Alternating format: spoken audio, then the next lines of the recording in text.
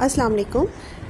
अगर आपकी pregnancy confirm हो गई है और आपकी प्रेगनेंसी को दूसरा महीना लग चुका है, जो आपका 5वां, छठा, 7वां, 8वां हफ़्ता कहलाता है, तो ये बहुत ख़ास हफ़्ते हैं जब आपकी प्रेगनेंसी का आपको पता चलता है। क्योंकि हमल के जो पहले 4 हफ़्ते होते हैं उसमें माँ को नहीं पता चलता, पीरियड्स भी मिस नहीं होते और आपके जो यूट्रस है उसमें बच्चे की शुरुआत हो चुकी होती है, लेकिन आपको पता नहीं चलता। कुछ ख़ास साइंस और सिम्टम्स भी आपको महसूस नहीं होते।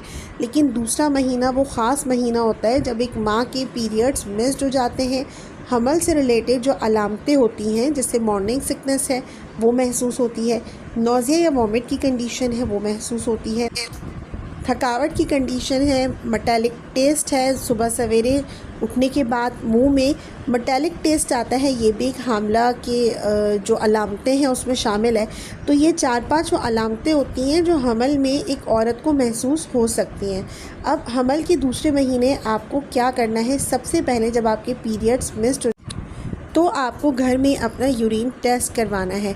यूरिन टेस्ट करने के बाद आपको डॉक्टर के पास जाना है। डॉक्टर हो सकता है कि आपका अल्ट्रासाउंड रेकमेंड करे और ये कहे कि हमल के जब आपका छठा या 7वां हफ़्ता लग जाए तब आप ये अल्ट्रासाउंड करवाएं।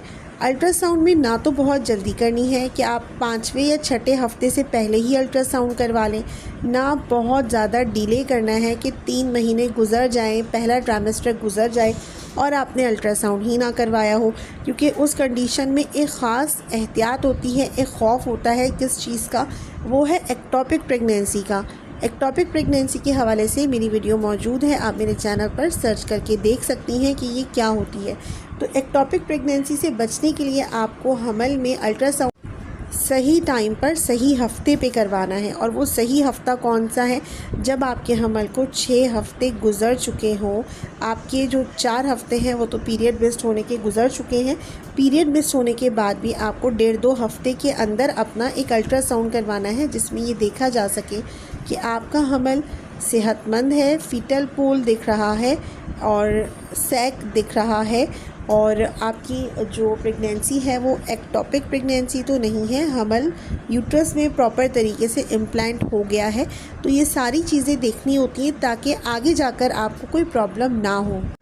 बहुत सी माएँ अपने बच्चे के बारे में जानने के लिए बहुत एक्साइटेड होती हैं, तो कुछ बात कर लेते हैं आपके बच्चे की ग्रोथ के हवाले से। आपका जो बेबी है इस टाइम पर टेडपोल के साइज़ का होगा। जो आपने फ्रॉक्स देखे हैं मेंढक, उसमें जो टेडपोल होता है उसके साइज़ के बराबर आपका बेबी होगा, जो 1 इंच के बराबर होता है। क्योंकि अभी तो हमल को सिर्फ दूसरा महीना हुआ है, तो इसका जो साइज़ है वो इतना ही छोटा है और इसका वज़न जो है सिर्फ़ और सिर्फ आधा औंस है।